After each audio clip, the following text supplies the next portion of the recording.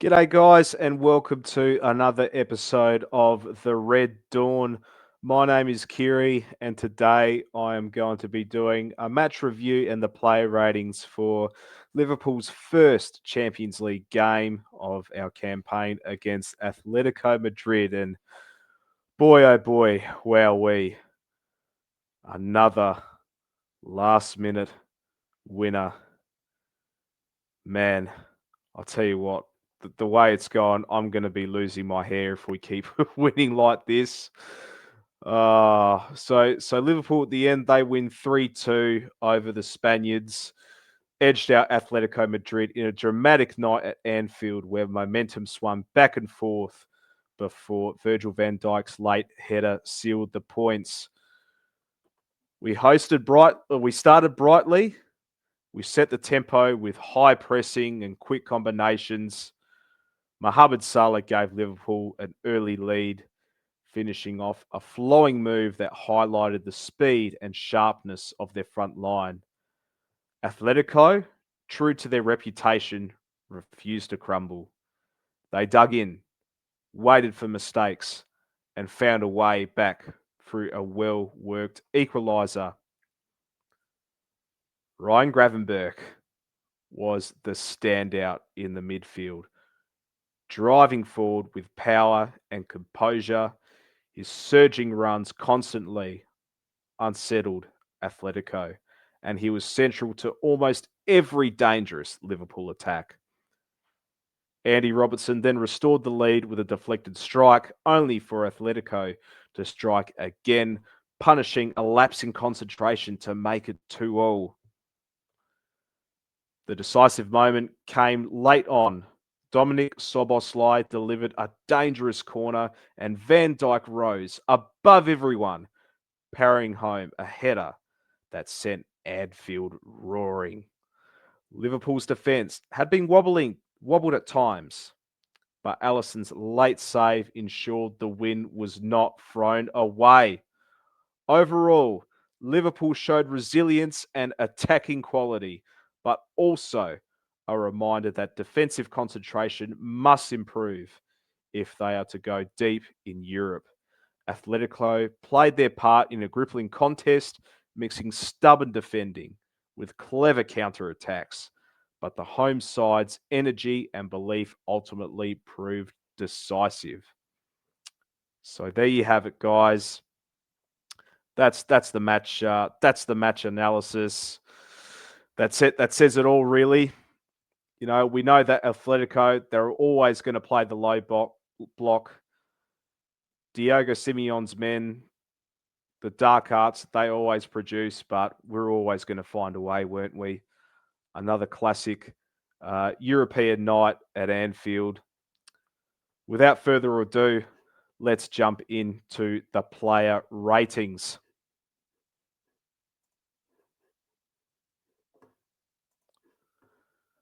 So starting off with Alisson. Not much he could have done with the two goals, always solid with his ball distribution and salvaged a late header in the dying seconds of the game. He was rarely tested otherwise. Didn't have to do too much again. He gets the standard rating, which is 6 out of 10. Jeremy Frimpong, surprised he started. I would have started Connor Bradley over him, but I could see why Arna decided to pick Frimpong. He was very lively in both attack and defence. Couple of good blocks defensively. He looks really nice heading into the Merseyside derby. He gets a 7 out of 10 for me.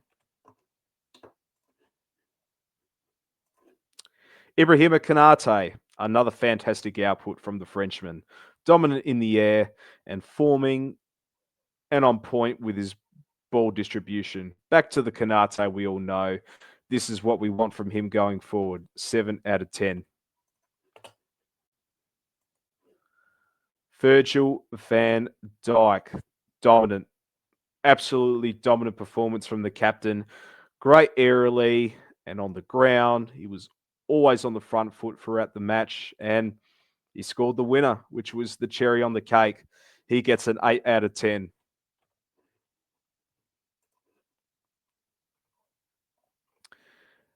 Andy Robertson, very composed in the left-hand side, was in the right place to deflect Salah's early free kick, turning out to be our first goal of the match. Great work by Robbo, always gets the job done week in and week out, and I would start him for the Merseyside derby over Kirkes. 7 out of 10.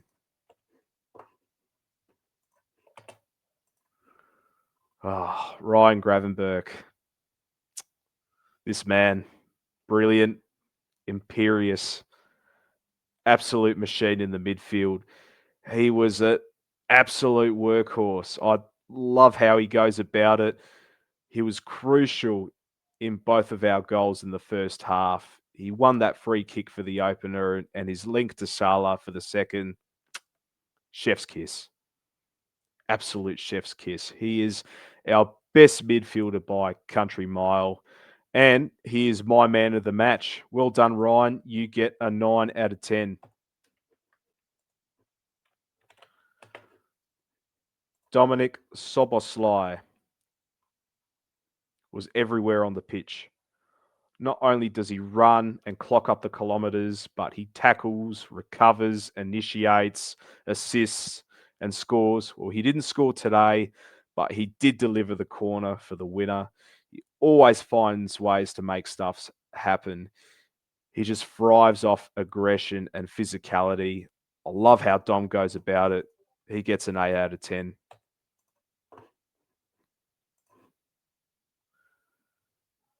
Florian Wirtz played his best game for Liverpool so far.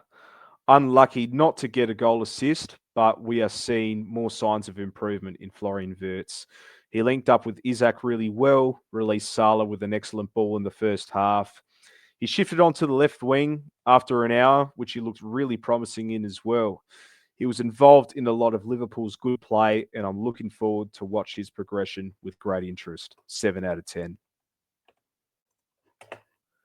Moving on to our attackers. First up, Cody Gakpo. Very quiet night for Cody. He loves to run with the ball. There's no doubt about it, but he always cuts inside. He's predictable. He offers nothing when it comes to finding space or penetration. He's too slow on the left-hand side. And at the moment, I think his starting position is in jeopardy when you have Ria Enganoa and Federico Chiesa breathing down his neck. We know Chiesa isn't part of the Champions League squad, but he is an option for the Southampton game in the League Cup. Wirtz can also play on the left, and so can Ekitike while we play Isaac in the middle. I'm very worried for Cody. He needs to find different ways to distribute the ball to our attackers, and he needs to find it quickly because, like I said before, I think his position on the left-hand side is in jeopardy. For a rating, Gakpo gets a 5 out of 10.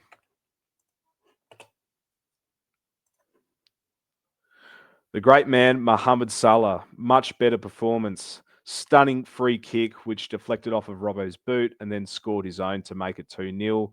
Back on the goal assist tally. It's great to see that. Was involved throughout the game. Hit the inside of the post, missing a chance to kill the game. But other than that, brilliant performance from the Egyptian king. 8 out of 10. Alexander Isak. This man made his debut for Liverpool. And he was on for about an hour. Then he came off in the second half for Ekitike as expected. That was always going to be Arne's plan. Unfortunately, he did not score, but he looked sharp at half-match fitness. He's just got that killer instinct, something we have missed for years in the number 9 position. He's such a classy player. That link up with Wirtz was absolutely filthy. So happy that he's a Liverpool player and looking forward to many, many goals from Isaac in the red shirt. 7 out of 10. Right, moving on to the substitutes. Connor Bradley came on for Frimpong, struggled to find his feet a bit when Atletico had it on their terms, was caught out the back in the equaliser by Llorente, and should have reacted better in my opinion. Other than that, he was okay. 6 out of 10. Alexis McAllister, still playing with heavy legs at times, but good to see Alexis back on the pitch after what was a nasty tackle on him in the Burnley game last week. Deflected in the Atletico equaliser, but other than that, good signs from the Argentinian getting back to his best football. 6 out of 10. Hugo Ekitike absolutely botched a decent chance late, which would have put the game to bed. Not his best day in the office, but got himself involved when needed. 6 out of 10. Ria Ngamoa was good, always full of energy, gave Atletico some headaches and changing what they need to do. He gets a 6 out of 10 for as well.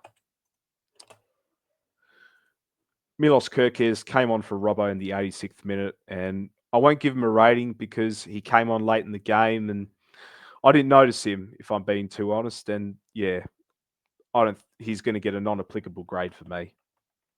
Didn't play enough to get a rating. Jeez, sorry about the spelling error, guys.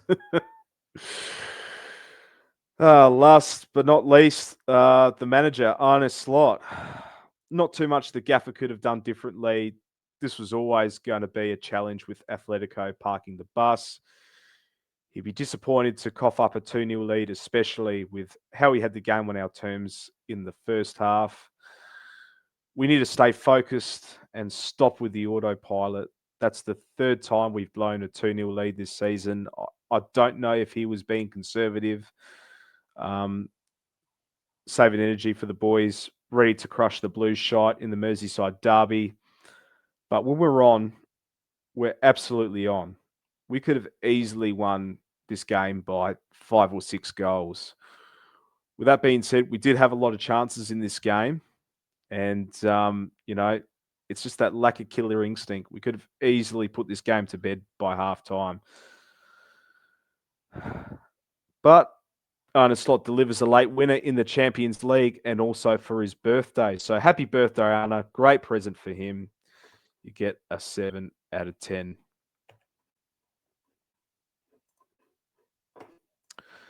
But that's about it, guys. That was the match review and player rating for the Champions League game against Atletico Madrid.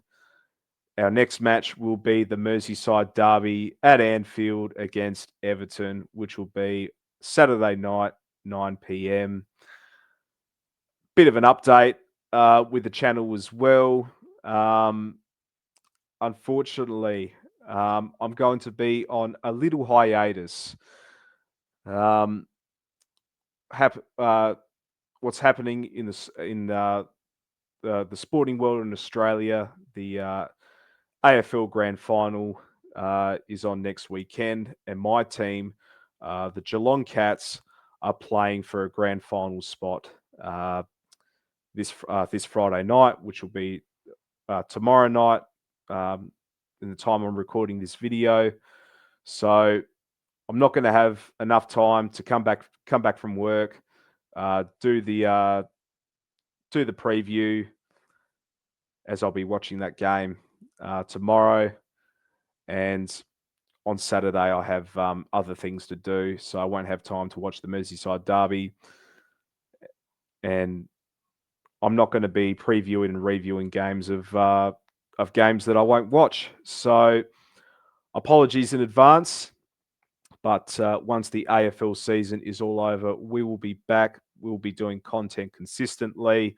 It won't just be previews and reviews and player ratings. We will also do midweek news as well, depending on the calendar. But thanks for your support so far with this channel. This has been something that I've been wanting to do for a while. Going back to my support of the Geelong Football Club, obviously good friends with the Hoops crew. They do fantastic work. So if you're a Geelong fan watching, absolutely subscribe to them. They've inspired me to do a podcasting platform like this. But yeah, but thanks for watching. If you enjoyed it, give it a like, give it a subscribe, and we'll see you all in the next video. Thank you all. You'll never walk alone.